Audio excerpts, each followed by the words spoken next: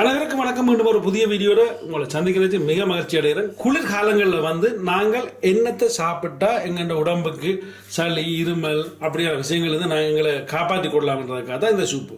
இந்த ஸ்பெஷல் சூப்புக்கு என்னென்ன தேவைன்றதை பார்ப்போம். நாங்கள் வந்து இன்றைக்கு இந்த ஸ்பெஷல் சூப்பை காய்ச்சக்க முன்னும் என் மகன் வந்து பின்னுக்கு நின்று ஒரே ஆக்கின சின்ன சின்ன சவுண்டை கொடுப்பார்.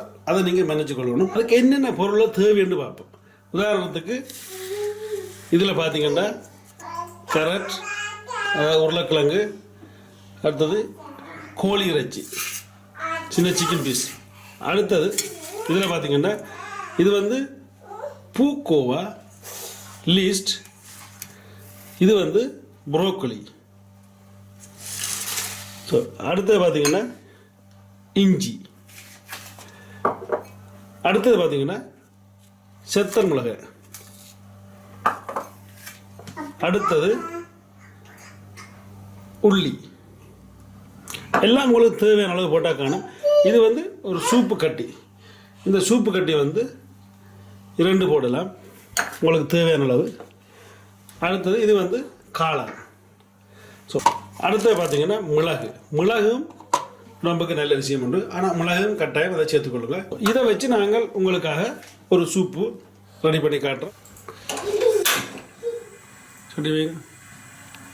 அடுப்பில் வந்து நாங்கள் சட்டியை வச்சு சட்டி காஞ்சா பிறகு கொஞ்சம் ஒலிவ் ஆயில் விட்டால் நல்லது. அதுக்கு பிறகு கோழி இறைச்சியை அதுக்கு போட்டு கொஞ்சம் வதக்குற மாதிரி நாங்கள் அதை காய்ச்சணும்.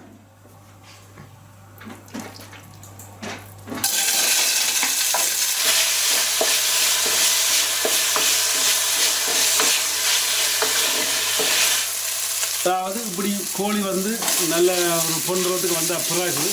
நீங்கள் உங்கள்கிட்ட போட வேண்டிய எல்லா இதில் சேர்த்து இதுக்கு போடலாம். மரக்கறியில் இதில் வந்து கேரட், அடுத்தது உருளைக்கிழங்கு ஒரேடியாக நாங்கள் அதுக்கு போடுவோம். கோவா லீஸ்ட், புரோக்கோலி அனைத்தையும் நீங்கள் ஒன்றாக போடலாம். மிளகாய் வந்து இந்த காம்பன் உள்ளின சித்திர மிளகாய் போட்டு. அடுத்தது பார்த்தீங்கன்னா இஞ்சி உள்ளி, இதையும் மிக்சரில் போட்டு நன்றாக அடிக்க வேண்டும். இஞ்சி உள்ளி அடித்த பேஸ்ட் இருக்குது. அடுத்தது மிளகாயை வந்து மிக்சரில் அடித்து வச்சுக்கிறோம். அடுத்தது 2 சூப்பு கட்டி எல்லாத்தையும் நாங்கள் போட போகிறோம். ஓகே, இப்போ வந்து இந்த மிளகாய் வந்து உங்களோட உரைப்புக்கு ஏற்ற மாதிரி போடணும்.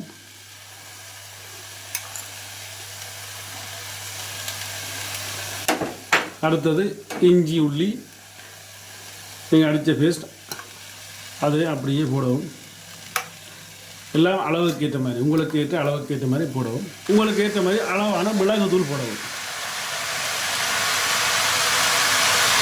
போட போகிறது சூப்பு கட்டி 2 சூப்பு கட்டியை அதை பவுடர் ஆக்கி போட்டு இனி அந்த சூப்பு கட்டியை உள்ள அதுக்கு போடணும்.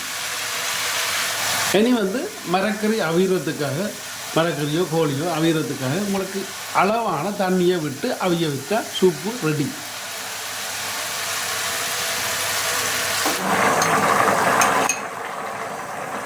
கடைசியில் வந்து சோளன்மா போட்டு எப்படி நாங்கள் மீன் கூழ் காய்ச்சிரோமோ அதே மாதிரி ஒடியல் கூழுக்கு எப்படி நாங்கள் ஒடியல் மா போடுறோமோ அதே மாதிரி கடைசியில் வந்து சோளமா போட்டு நல்லா கிண்டி போட்டு இறக்கலாம்.